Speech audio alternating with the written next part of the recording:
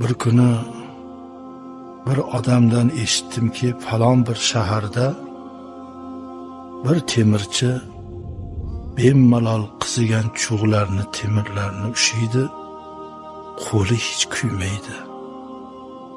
Sababini hech kimga aytmaydi. Shu dunyoda qo'li o'tda kuymayotgan, cho'g'da kuymayotgan insonni ko'rish va uni sababini bilishni juda xohlab qoldim deydilar. O'sha shaharga keldim. Haqiqatan o'sha temirchini ustaxonasini ko'rib, bemalol cho'g'larni ushab bukib, qo'li o'tda kuymayotganini ko'rib hayron qoldimda va insonga o'zimni tanitdim. Uylariga olib kirdilar. O'tirdik. Birodar, bu xislat nimadan aytsangiz? Temirchi aytdi, zamonamning ulug' olim peshvosi bo'lganligingiz uchun mayli bu sirni men sizga aytaman. Yosh yigit navqiron paytimda men bir go'zal qizni juda yaxshi ko'rganman.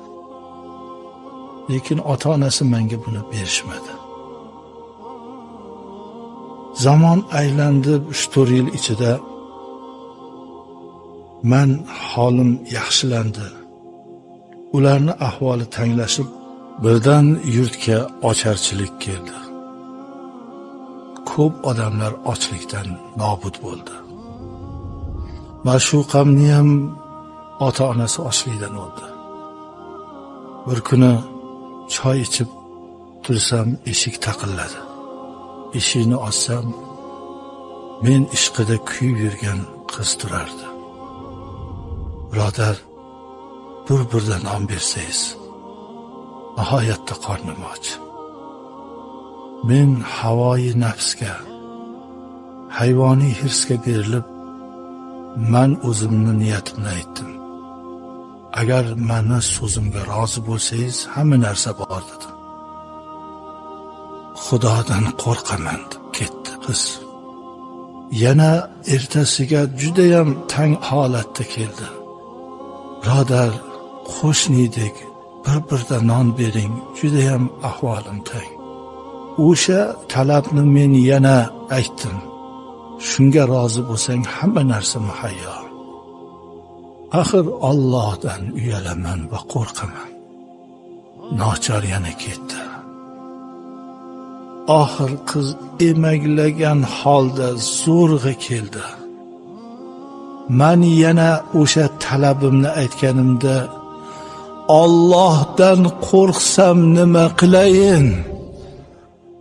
Axir Xudo jazolaydi-ku bu iflos ishni qilsam, deganda men shunchalik erkak kishi bo'lib turib, yigit bo'lib turib, Xudodan qo'rqmayapman-u, bir 15-16 yashar qizni Xudodan qo'rqib ochlikdan o'lishga ham tayyorligini ko'rib, singlim, kir, mana ovqat, mana non dedim.